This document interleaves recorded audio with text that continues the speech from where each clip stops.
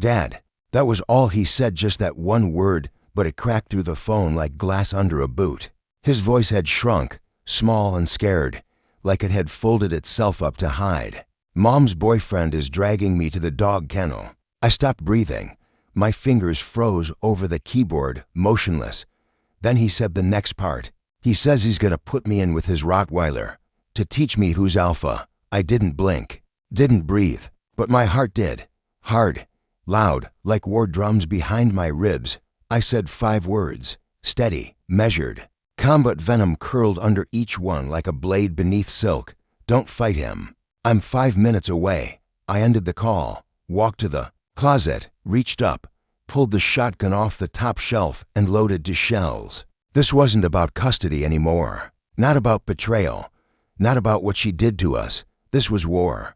And I'd already made the decision he wasn't walking away from this. It didn't start today. It started months ago. Subtle shifts at first, missed pickups, late replies, excuses. That stank of cheap cologne and prettier lies. Our son stopped laughing, stopped meeting my eyes, came home quieter, smaller. He flinched when I reached for him, and when I asked her about it, she blamed hormones, stress, me, said I was overreacting. Then she said it cold and smug. Maybe he just respects his stepfather more than you. Stepfather. That word stuck in my throat like bone.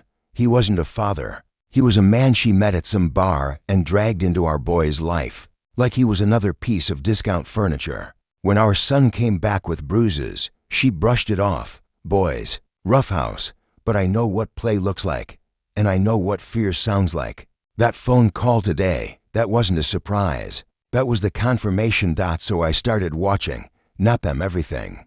I installed security cameras outside the house, slid a GPS tracker under her car, bugged the den, sewed a hidden mic into the lining of my son's backpack. He never knew. He didn't need to. But I needed proof. I needed more than a gut feeling. And one night, I got it. He needs to learn to obey. I don't care if he's not mine. That was him, the boyfriend.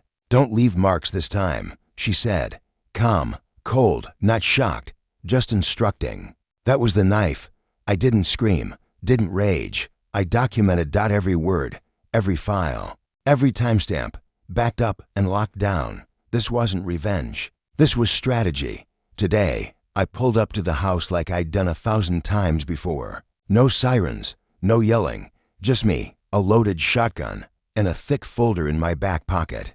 She opened the door. Her face said everything first: confusion, then guilt, and beneath it, something delicious: fear. I didn't speak, didn't look at her, walked past her like she was air. Out back, the kennel door was wide open. The Rottweiler snarled on a chain. My son stood trembling at the edge of the pen. The boyfriend loomed behind him, grinning like the devil just got tenure. That grin cracked the moment he saw me. I didn't yell, didn't raise the gun. I just handed my boy a pair of headphones, his noise-canceling ones, the kind he wore on planes, and told him to wait in the car. Then I turned back, opened the folder, let the papers speak. Court records, transcripts, photographs, medical files showing trauma, not play, vet records on the dog, witness affidavits, and at the very end, stapled neatly, an arrest warrant signed, sealed, and ready. I handed it to the man who thought pain made him powerful. He took it, scanned the words, then looked at the barrel of the shotgun hanging quiet in my hands. I didn't touch you today, he mumbled, trying to find some foothold. I nodded. That's true. He opened his mouth to speak again, but I shut him up with one look. I needed one more line, one more voice memo for the files. He gave it. I clicked the safety off, not as a threat, as punctuation. I never lifted the gun. Didn't need to, because the damage was already done. The sirens showed up minutes later.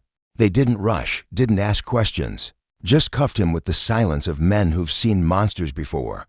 He screamed her name. She didn't come, didn't speak, didn't defend him. Wolves always abandon the wounded.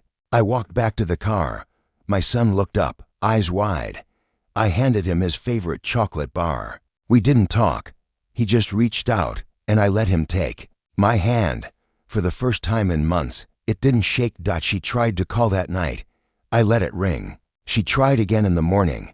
I blocked the number. Then came the headlines. Child endangerment, aiding abuse, evidence tampering, her job gone, her reputation scorched earth, custody obliterated. She tried to cry in court, tried to play the victim. But the court didn't need my words. They had hers. Every lie, every order, every cold instruction recorded in her own voice. Now all she gets is silence. I moved cities, changed numbers, changed everything except one thing. My son sleeps through the night now. And when I say I'm here, he doesn't flinch. He believes it. She thought she'd found an alpha, but she forgot something crucial. Wolves don't roar. They wait in the dark, and they never forget.